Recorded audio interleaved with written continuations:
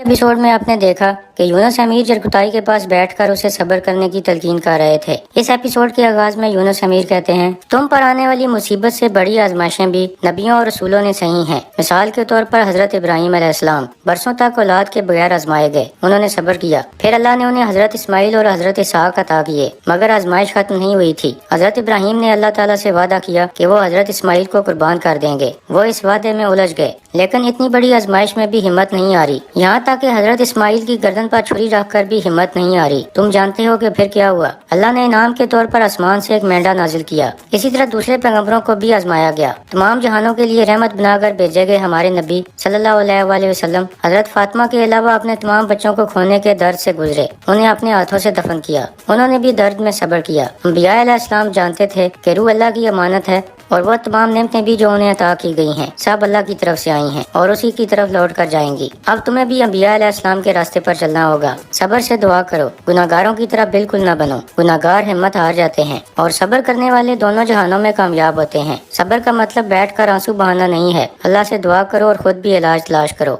अपने आप को तलाश करो कि तुम कौन हो। यह सुनकर जरकुताई सोच में पड़ जाता है और फिर कहता है, मैं कौन हूँ? मैं जरकुताई हूँ, मैं एक सिपाही हूँ, मुझे इलाज नहीं आता क्योंकि मैं तबीब नहीं हूँ। तो यूनुस अमीर कहते हैं, हम तुम्हें तबीब बनने का नहीं कह रहे, बल्कि कह रहे हैं कि अपने आप को ढूंढो, यही काफी है। बेटा अपने बाप का राज होता है, राज में झांको और हकीकत को तलाश करो। इलाज हमेशा हकीकत में छुपा होता है, उसे तलाश करो। दूसरी जानब फातिमा गोंजा वाले खेमे में पहुंचती है और कहती है, ये मेरे भाई ने भेजा है। उन्होंने कहा है कि जख्म साफ करके ये मरहम लगाएं। सादत खातून वो मरहम लेकर गोंजा के जख्म पर लगाने लगती है। फिर वो रोते हुए कहती है, मेरी बेटी की हिफाजत फरमा या रब। बाला खातून कहती है, आमीन। फिर मालून खातून कहती है, गोंजा ठीक हो जाएगी सादत खातून, आप परेशान न हो, अल्लाह के हुक्म से सब ठीक हो जाएंगे। अलाउद्दीन जो कहेगा हम वही करेंगे। सादत खातून कहती है, अलाउद्दीन ने तो कहा है कि इलाज नहीं मिला। बाला खातून, अब मैं क्या करूँ? बाला खातून कहती है, शिफा अल्लाह की तरफ से मिलती है, अल्लाह के हुक्म से हम ढूंढ लेंगे। दूसरी तरफ करारगाह वाली जगह पर कोनूर कह रहा था, सुबह सवेरे हम कीते के सामने होंगे, मजनिकों का काम तुम दोनों संभालोगे। फिर हसन अल्ब कहता है,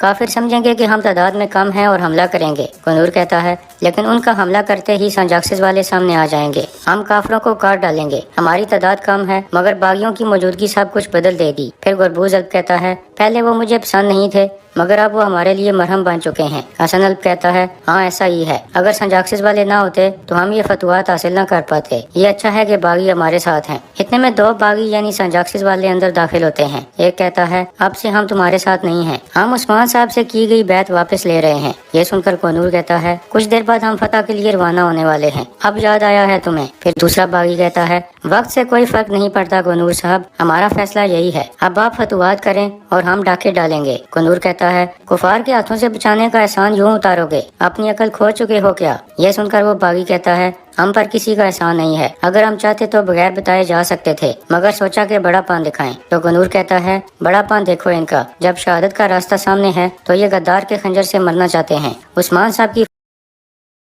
की फौज में बुजदिलों और साफ बदलने वालों के लिए कोई जगह नहीं है, अब दफा हो जाओ यहाँ से। यह सुनकर वो दोनों वहाँ से चले जाते हैं। उनके जाने के बाद हसन अल्ब पूछता है, अब क्या करें कोनूर साहब? कोनूर सोच में पड़ जाता है। इसके बाद अगला दिन शुरू हो जाता है। उस्मान साहब अपने सिपाहियों के साथ जंगल में एक जगह मौजूद थे।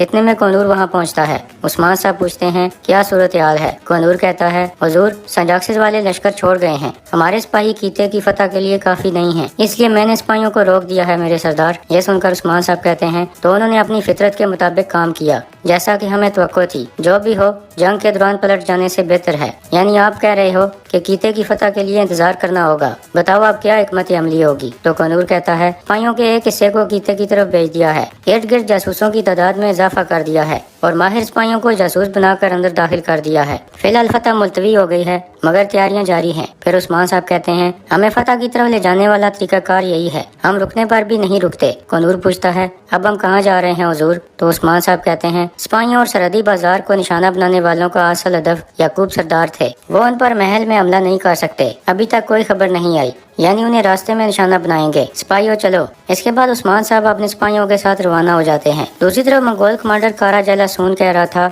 जल्द ही जासूस हमें याकूब और बाकी सरदारों के ठिकाने से आगाह कर देंगे। तुम 5 अपने नौकरों के साथ याकूब और सरदारों के पीछे रहोगे। यह सुनकर उस्ताद गहरा कहता है, कैसे? क्या तमाम सरदार इकट्ठे नहीं हैं? तुम्हारे सारे आदमी वहाँ क्यों नहीं जा रहे? तो कारा जलासून कहता है, तुम स्लेबी तुर्कों को ज्यादा से ज्यादा 100 या 200 साल से जानते हो, मगर हम 1000 सालों से जानते हैं। वो इतने सालों से इसीलिए जिंदा हैं। आपस में लड़ते भी रहें तो भी हमेशा बैरूनी खतरात के खिलाफ आपस में मुतहद हो जाते हैं। यह सुनकर उस्ताद गहरा पूछता है, इसका क्या मतलब है? तो मंगोल कमांडर कहता है, याकूब को बचाने के लिए उस्मान आएगा। हमारे बाकी सिपाही रास्ते में उनके लिए घात लगा कर बैठे हैं। यह जंगल हमारा है, आज उन सब का कब्रिस्तान बन जाएगा। इतने में एक मंगोल सिपाही वहाँ पहुँचता है और कहता है, कमांडर, याकूब और बाकी सरदार वापसी के रास्ते पर चल पड़े हैं, अपनी फौज का इंतजार कर रहे हैं। इसके बाद कारा जलासून कहता है, आइजल जहर लाओ, आज हम तुर्कों के लिए बिच्छू बांधकर उनकी फौज आने से पहले सर काट देंगे। चलो जाओ। यह सुनकर आइजल हरकत में आ जाती है। दूसरी तरफ याकूब सरदार और बाकी सरदारान वापसी के लिए रवाना हो चुके थे।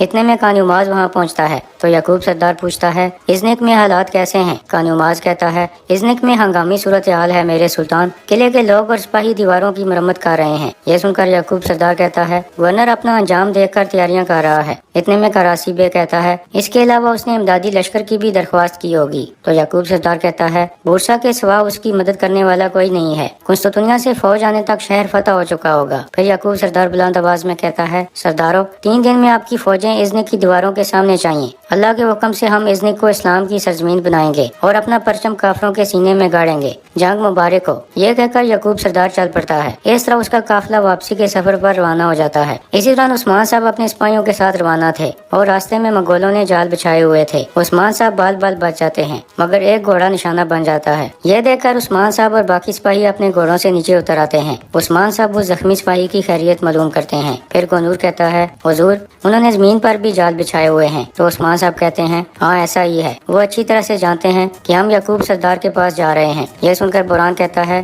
तो फिर हम दूसरे रास्ते से चलते हैं हुजूर। यह सुनकर ओरहान कहता है, कोताया की तरफ जाने वाला दूसरा रास्ता पहाड़ी इलाकों से गुजरता है। फिर उस्मान साहब कहते हैं, नहीं नहीं, हमारे पास ज्यादा वक्त नहीं है, हम इसी रास्ते से आगे बढ़ेंगे। डालें हाथ में पकड़ लें, हमारा सरदारों तक पहुंचना बहुत जरूरी है। उनको बचाएंगे, वरना हमारा वतन बिखर जाएगा। चाहे हमारी शहादत हो जाए, हम आगे बढ़ेंगे। इस तरह उस्मान साहब और उनके सिपाही डालें उठाकर आगे बढ़ने लगते हैं। इसी दौरान मंगोल कमांडर कारा जलासून अपने सिपाहियों को लेकर तेजी से आगे बढ़ रहा था। इधर उस्मान साहब और उनके सिपाही बहुत एहतियात के साथ आगे बढ़ रहे थे ताकि मंगोलों के जालों से बच सकें। इतने में उस्मान साहब एक और जाल देख लेते हैं और सिपाहियों को होशियार कर देते हैं। फिर वो कहते हैं, इस तरफ से आएं। इस तरह वो उस जाल से बचते हुए आगे बढ़ने लगते हैं। कुछ देर बाद एक सिपाही का पाँव रस्सी के साथ टकरा जाता है, जिसके बाद चारों तरफ से तीर चलने लगते हैं। 2 सिपाही जख्मी हो जाते हैं, लेकिन डालों की वजह से ज्यादातर तीर बेकार जाते हैं। इसके बाद उस्मान साहब कहते हैं, अब तीर रुक गए हैं, आहिस्ता आहिस्ता खड़े हो जाओ। ये सुनकर सब खड़े हो जाते हैं। इसके बाद कोनूर कहता है, बहादुर दुश्मनों की याद आ रही है हुजूर, यहाँ तो हर कदम पर जाल बिछा हुआ है। उस्मान साहब कहते हैं, बहादुर होते तो हमें दुश्मन न समझते, लेकिन ये तो वाकई बुज़दिल हैं।